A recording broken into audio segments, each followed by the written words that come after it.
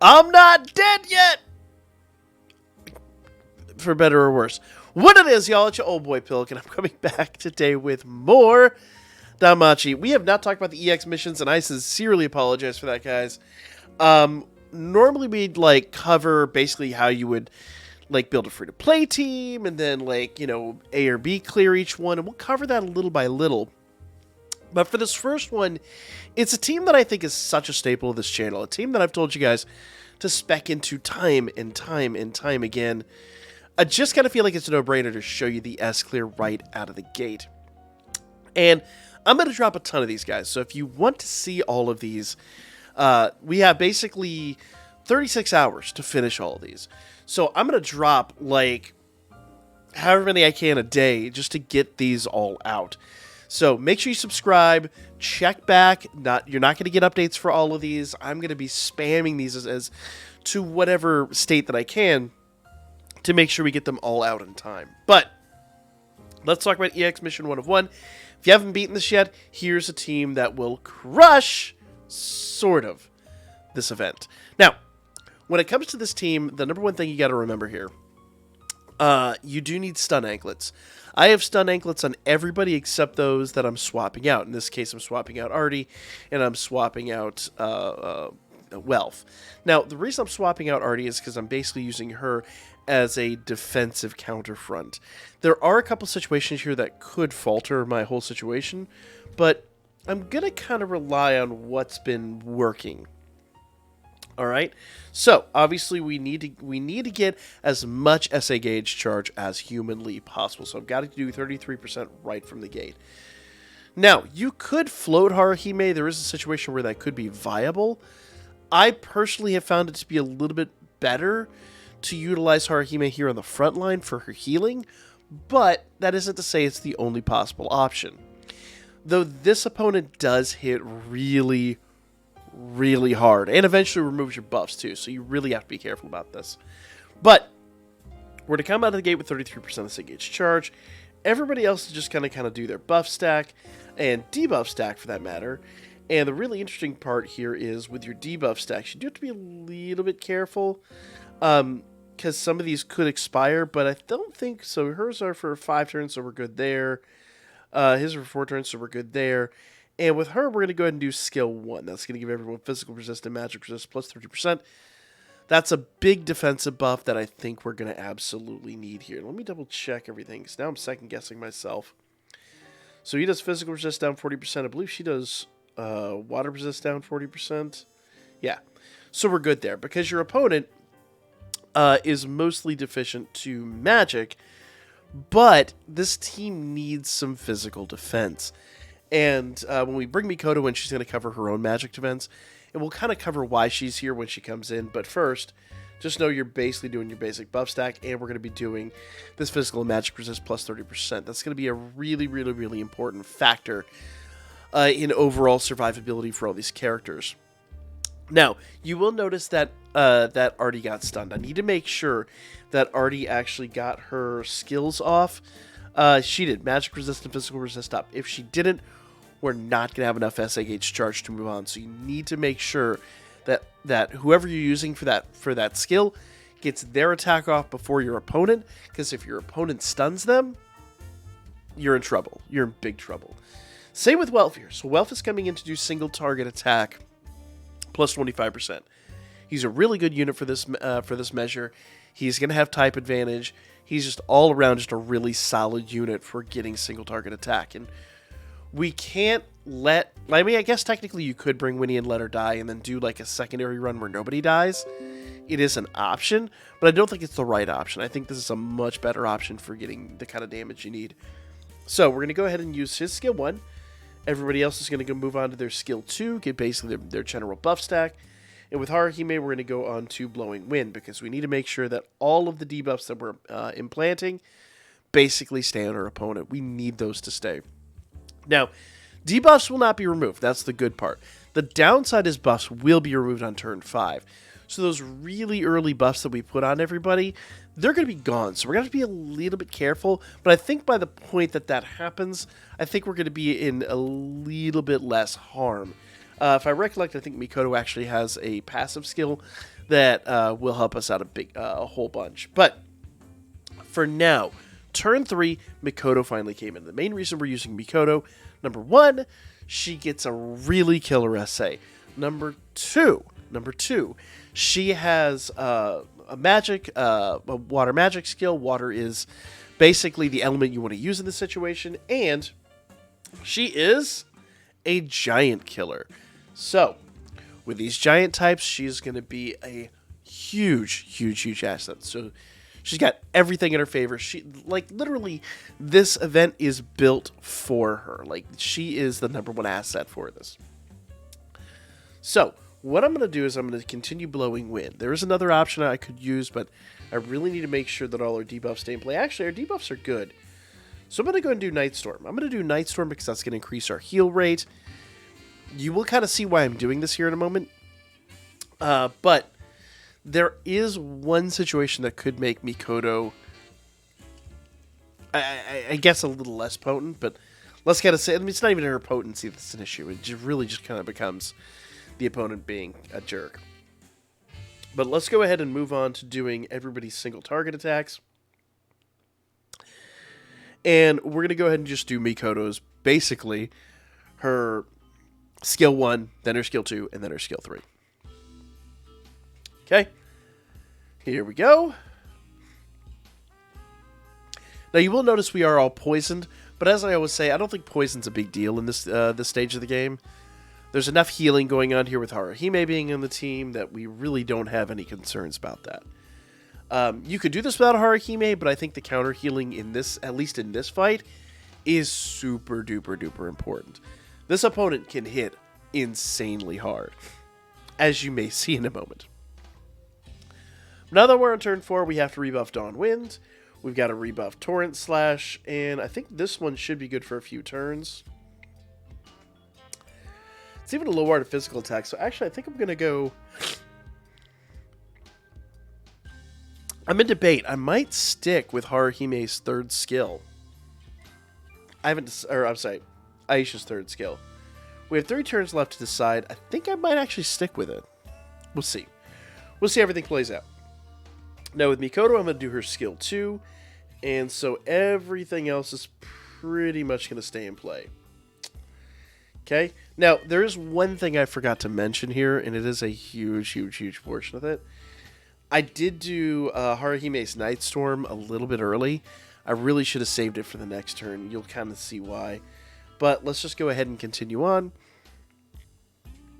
Bada bing, bada boom. Alright.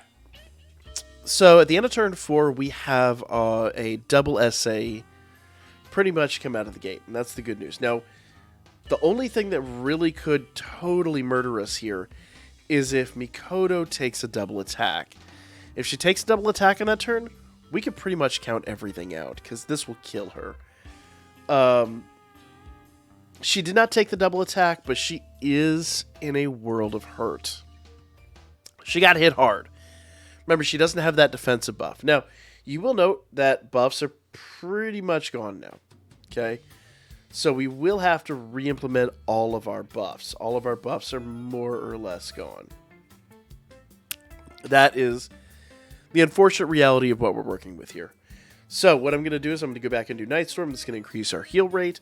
I'm going to go ahead and redo the skill 2 for Belle, because we've got to re-implement that. Let's see, her skill 1, I think that is, yeah. So we're going to have to redo her skill 1, and Mikoto's going to have to go back and do skill 1 as well. Now, I really need Haruhime to counter heal Mikoto. She could probably take 1 hit, but she can't take both. That's perfect. Now, Haruhime's in a bit of world of hurt, and we're good to go. So basically what you witnessed there, you probably didn't notice, but Haruhime utilized her 1 death saving blow, and that's one of the big things that Artie does for my team. Now, Haruhime doesn't have one of those anymore, but in reality, she shouldn't need one. Now, the best case scenario, Mikoto doesn't get hit at all in turn 4. Takes the big SA from the opponent, and then just laughs it off. The worst case scenario, and the one that I had happen so many times, is the opponent singles out Mikoto, attacks her twice. Turn 4 is a rip. Just got to restart it, try it again. Now, getting attacked once does mean that Haruhime or somebody else is likely going to use that death saving throw, but that's one of the reasons that RD is there in the front. That is why that having RD on the front line is so critically important to at least my run that I'm doing here. Now, if you don't have RD, there's other options. Having somebody that does do a death saving throw on the front would be really nice. There's several units that do that nowadays. Those are some options. But from this point on, we should be good. Everybody's about on the same level. Haruhime's heal is going to basically heal us up to 100%. We'll be good to go. Now, we just need to worry about debuffs. Our debuffs are getting ready to expire. A lot of them are. So, we need to use Blowing Wind to make sure that everything stays in play. Right now, we got Magic Resist down, 1 Unit Resist down, Physical Resist down, Water Resist down, and Agility down. So that's really great news. So we're going to use Blowing Wind, and we're going to keep that in play. Everybody else should be able to go on and utilize their 3rd skill now. Yep. So we got Strength and Water attack damage up for everybody. That's good news. And Mikoto, she has Magic and Dex. Does she have Water? She should have Water attack. Yep, she does have Water attribute 75%, so we're good to go. So we can move on to her skill 3. So now everybody is doing their big attack. That's the really important factor here. Now you notice at this point that our opponent is going to start basically falling apart at the seams. Now, we need these heals. We'll once again say, though, the reason that I have Haruhime on the team is because those counter heals are going to be critically important. Bell's in a world of hurt here. So we're going to have to go do, I believe, Dawnwind. Yeah, Dawnwind is 1 turn. Torrent Slash is 1 turn. It's a mid-water physical attack for all foes. Yeah, I'll do that. A little bit of extra damage always helps. So I'll rebuff both of those. And we'll just keep Mikoto on skill 3. Honestly, Mikoto's our DPS. So having Mikoto out there doing her thing is really the most critically important factor. But we do need everybody. And I mean everybody for the turn 9 quad SA. One thing I didn't discuss were the assists. And on the assist side, I am using the Fin from last year's, or from, I think it was 2 years ago's event at this point, that gives everyone 33% SA gauge charge. It's super duper important. And I'm using the Eyes assist that gives 111% SA gauge charge. You have to have a quad SA on turn 9 for this to work out. There are a couple ways to do it, but that's really the best way to do it. There are a few other units that can help you out with that, but if you don't have a quad SA on turn 9, this ain't going to work.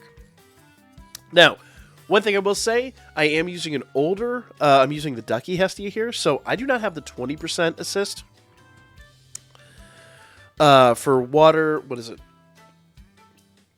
I believe it's water resistance. Yeah. So water resistance is only down 15%, not the 20% it should be. So if you have the 20% assist, you'll probably be in better shape than even I am now. But I feel pretty confident so long as we get another triple, as long as we get the quad SA off in another round of everyone's biggest single target hits, we'll easily, and I mean easily, be able to defeat this. Now, this really relies on Haruhime not dying, and good, she got her counter heal, that's great. We're all healed up, and we got our quad SA. So here we go.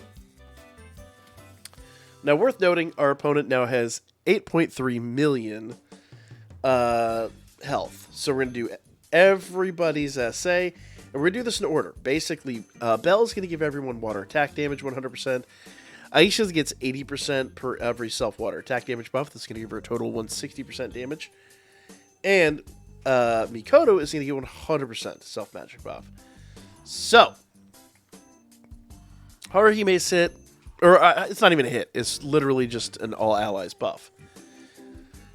Belle's hit isn't going to be great. If it breaks 1 million, I'll be impressed. Oh, I'm actually impressed. Aisha, we're looking at 2, maybe 2.5. Okay? 2 mil. Okay? Called it. Now, Mikoto, I'm really hoping for north of 6. If we have north of 6, it's in the bag. 6.2, and it's dead. So you guys go. If you guys built this team, you guys paid attention to anything I said last year during the anniversary, you spec'd into this team, we've been working on this team all year long, this team will crush this event, even with the assist that isn't that Ducky Hesty over there, that isn't really all that relevant to the team. You will notice that I do have the 20% over here on Hephaestus, and the reason I'm bringing her in is because she does magic 20%, and she's really got more of a magic attack. So attacking her, basically was I have to attach her to either Mikoto or Haruhime. We needed Haruhime's SA gauge charge at the beginning, and we needed her counter heal. So I put Haruhime in the front, and I kept Mikoto on the back.